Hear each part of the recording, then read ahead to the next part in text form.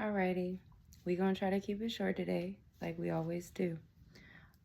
Today I want to talk about the kids. I want to talk about the kids. I want to talk about a little bit about AI, and I want to talk about the basics of where the world is, where it's going. And this may seem like very simple, common sense knowledge to some of you, but for many of us, it's not. It's not. So, all I can do is bring my little bit of opinion on it and what I'm seeing in the world. So, first, with the kids are not okay. They're not. They're not okay on any level. They're not okay emotionally. They're not okay in a lot of ways. And a lot of us are acting like we don't see what we see. And I don't have children, so I will never pretend to relate to what a parent feels or what a parent goes through or has to overcome, etc. But I will say, based off of my interactions with children on a daily basis, they're not okay. And it shows just in the few minutes that I'm interacting with them. So I can only imagine what someone like a teacher or a parent must deal with, that they must have to, try to mold them out of. But I just feel like we're not trying hard enough, and we just have to talk about it. And regardless of if you have kids or not, these are all our kids. Like, there's the phrase, it takes a village, for a reason, because it does. Kids need interactions with others. And unfortunately, they have everybody so afraid right now that everybody's out to get you. Like, everybody's so super uptight on handling their kids, and understandably so, because the world is so dangerous. You do have to look out for your kids and the well-being and safety of your kids. The issue that's coming in is we have to deal with your kids too. You're not the only one who has to deal with your kids. Your kids are eventually going to become adults that have to deal with the rest of us in the world. And even at the age they're at now, they have to deal with others in the world. They go to school, they go out to eat, they go grocery shopping, they go to the playground, they do activities, recreational activities, they go to church. They do things where they have to interact with others. So kids need to be taught more how to interact with people other than their parents. And it's kind of seeming like, since my generation, like the millennial generation, is like around the age of the childbearing people, the parents are they're not putting in effort, in my opinion, in mass. If the shoe doesn't fit, don't wear it. But in mass, a lot of the culture is teaching a lot of hands-off parenting. A lot of millennials have trauma in their childhood that they're dealing with, so much to the extreme that they're just totally like, oh, I don't want to be anything like my parents. And it's like, but you came out okay. So some parts of what your parents did and taught you was correct. And we're just not finding that balance. A lot of us, especially us women, and a lot of people are being raised by single mothers. So I blame us a lot. It's on us. We are the blueprint. I mean, I say whether you're a single mother or not, if your kid's not having a good upbringing, it's on the woman regardless, because you're the one who chooses who you have a child with and who you bear children with, as long as you're not raped. We already talked, we know. But the average woman, you chose who you would have a kid with. So the outcome of the kid is on you. And what I'm saying is, there's not enough emphasis on being held accountable for the outcome of these kids. I'm not going to call these kids dumb. They're not dumb. That's not the issue. The kids are uneducated. The kids are ignorant. The kids don't know a lot of basic things because all they're doing is this.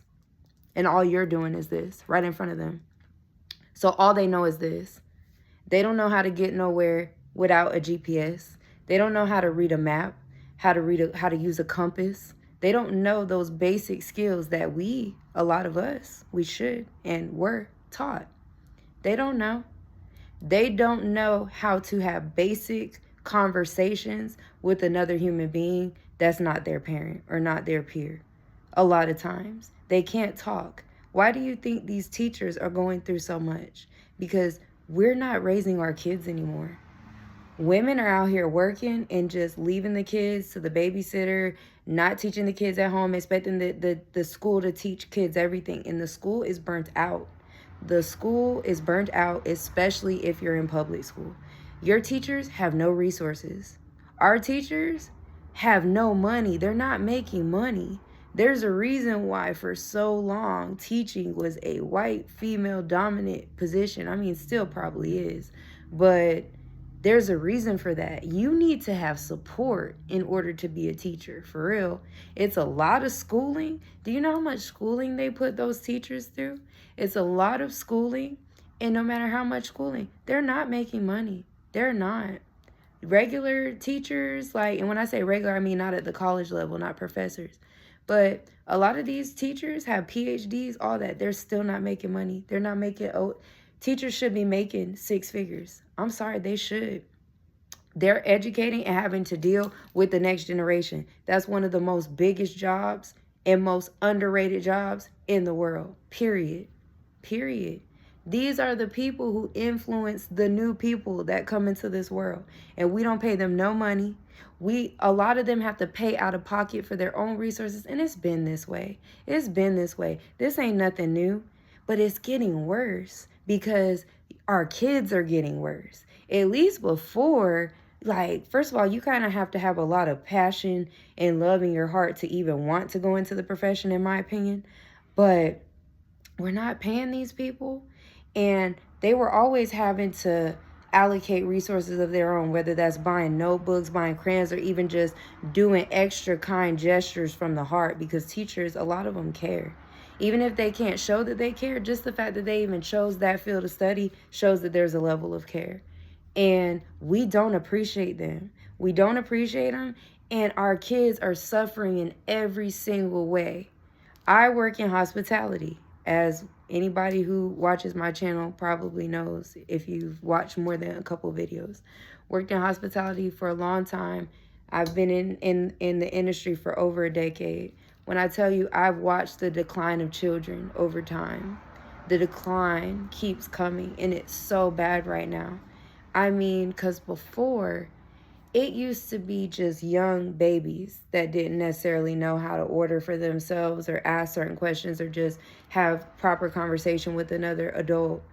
And when I tell you it's kids this big now, big kids, tall kids, grown kids, past middle school kids, whose parents are still ordering for them, who can't answer the basic questions of, basic stuff. I'm not asking them, how do they want their tomahawk cooked? Like, do they want, like, like a lobster? I'm not asking them nothing extreme. Do you want to add truffle butter and caviar? Like, no, it's not extreme questions. I'm literally asking you basic stuff. Do you want fries, fruit, like with your chicken tenders? Like basic common knowledge. And the kids can't do it, and the parents know the kids can't do it because you're doing it for them. So clearly you know they can't do it. And a lot of them are not encouraging them to learn. They're just doing things for them. And I understand from a very personal level the detriment that happens when you just let kids do their own free will and you don't guide them. They become messed up in the end.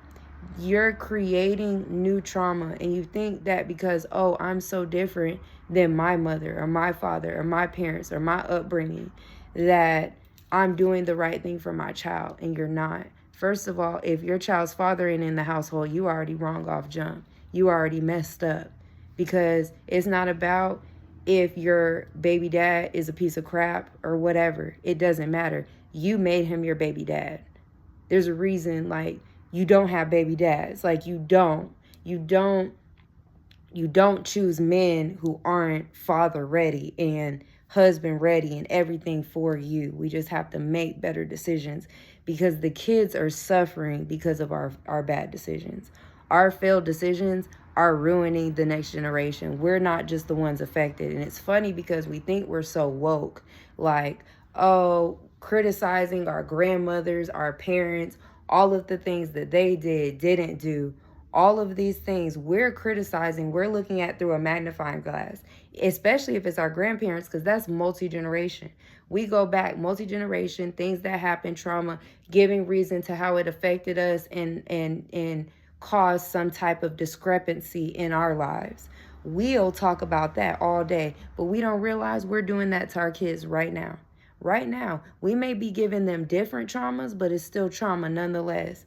You not being with the father of your child is trauma check mark number one. Even if he's an amazing parent, you messed up because he's not in the house.